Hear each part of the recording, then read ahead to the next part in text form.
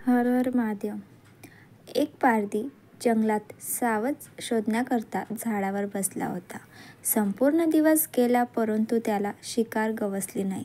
सायंकाळी हरणाचा एक कळप तेथे पाणी पिण्याकरता आला. पारधी पान सोडणार तेवढ्यात त्यातील एक हरीण पुढे येऊन पारध्याला म्हणाला, "ए पारध्या, तू बाण सोडणार आणि आमची शिकार करणार हे अटळ आहे. परंतु मी तुला एक विनंती करतो. मला माझ्या कुटुंबाला एकदा भेटू येऊ दे. माझी कर्तव्ये मला पार पाडू येऊन दे." हरणाने वचन दिल्याने पारध्याने त्याची विनंती मान्य केली. दूरवरून मंदिरातील घंटांचे आवाज येत होते. ओम नमः शिवाय कानावर येत होते. पारधी ज्या झाडावर बसला होता ते झाड बेलाचे होते. जाळा म्हणून एक एक पान तो खाली टाकत होता. त्या झाडाखाली असलेल्या शिवपिंडीवर ते बेलाचे पान पडत होते. नकळत का होईना त्या पारध्याला हातून शुभ उपासना घडली. हरीण परत आल्यानंतर त्याने पारध्याला म्हटले की आता मला मार. मी माझे कुटुंब प्रमुख असल्याने कर्तव्य बजावून आलो आहे. तेव्हा लगेच हरणी पुढे आली आणि तिने म्हटले, त्यांना नको, मला मार. माझे पत्नी धर्माचे कर्तव्य पार पाडायचे आहे. त्वरित हरणाने लहान पिलं पुढे आली आणि म्हणाली, आईला नको, आम्हाला मार. आम्हाला आमचे पुत्रधर्माचे कर्तव्य पार पाडू दे. तो पाहता पारध्याने मनात विचार आला, हे प्राणी मात्र असून देखील आपापल्या कर्तव्याला चुकत नाहीत, तर मी माझ्या मानवधर्म दयाधर्म का सोडू. त्याने सर्वांना जीवनदान दिले. देवादिदेव महादेव हे सर्व पाहून हरणावर आणि पारध्यावर प्रसन्न झाला आणि त्यांनी त्या सर्वांना कृपा आशीर्वाद दिला. सर्वांचा उद्धार केला. हरिणाने मृग नक्षत्र म्हणून व पारध्याला व्याघ्र नक्षत्र म्हणून अवकाशात नेहमीकरता स्थान दिले. हा प्रसंग ज्या समयास घडला तो दिवस महाशिवरात्रीचा होता. एकदा पार्वतीने परमेश्वर शिवशंकराला विचारले, असे कोणते श्रेष्ठ तसेच सरळ व्रतपूजन आहे त्यामुळे मृत्यूलोकातील प्राण्यांनी तुमची कृपा प्राप्त होईल. उत्तरादाखल शंकराने पार्वतीला शिवरात्री या व्रताची कथा सांगितली. एका गावात एक शिकारी राहत होता. मुक्या जनावरांची हत्या करून तो आपल्या कुटुंबाचे पालन पोषण करीत असे. तो सावकाराचा कर्जदार होता. त्याने त्याचे कर्ज वेळेवर चुकवले नव्हते. त्यामुळे संतापून सावकाराने शिकारीला शिवमठात कैदी बनवले. योगायोगाने त्याच दिवशी शिवरात्र होती. शिकारी ध्यानमग्न होऊन शिवा संबंधित धार्मिक गोष्टी ऐकत राहिला.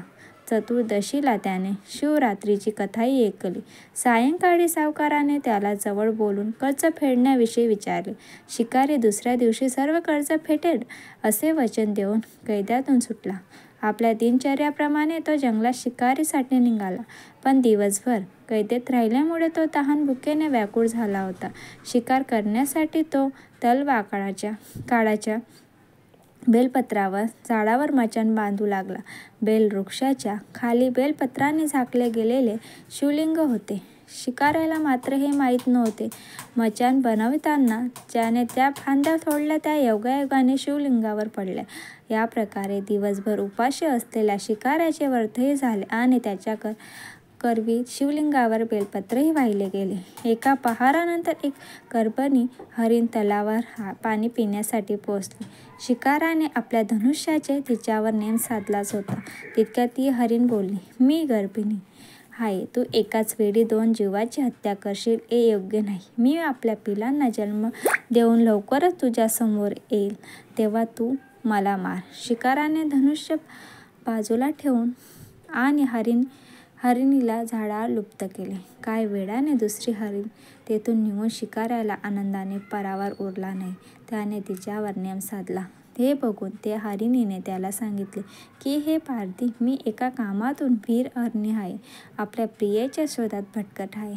मी माझ्या पतीला भेटून लवकरच तुझ्याजवळ येईल. शिकाऱ्याने तिलाही जाऊ दिले. 2दा शिकार हातातून गेल्यानंतर तो चिंतित झाला. तेवढ्यात एक हरिणी आपल्या पिलासोबत तेथून निघाली. शिकाऱ्याला जणू सुवर्ण संदेश मिळाली. त्याने धनुष्याचा बाण लावला आणि बाण सोडणार तेवढ्यातच ती हरिणी बोलली, "ते पारधी, मी माझ्या पिलाला त्याच्या वडिलांकडून सोडून लगेच येते. यावेळी तू मला मारू नकोस."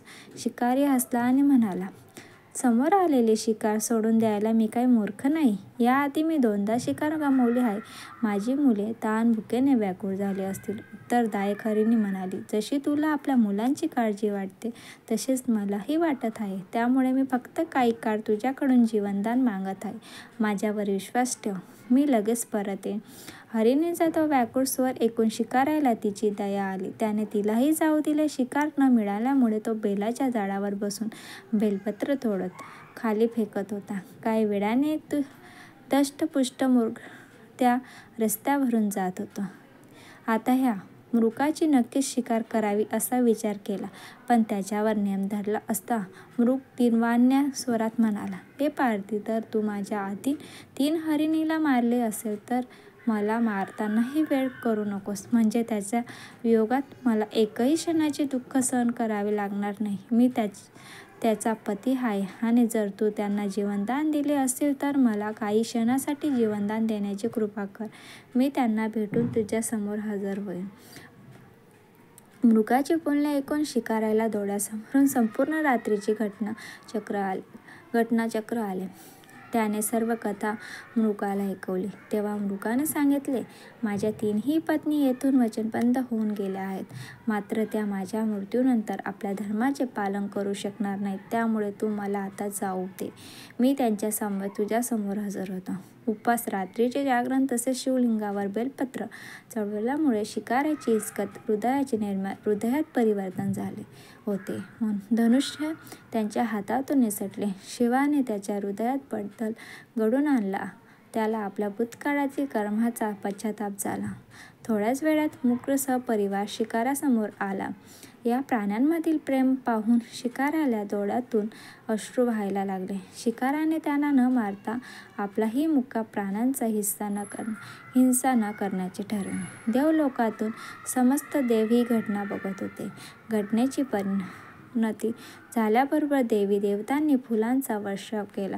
तेव्हा शिकारी तसेच मृग परिवाराला मोक्षप्राप्ती मिळाली.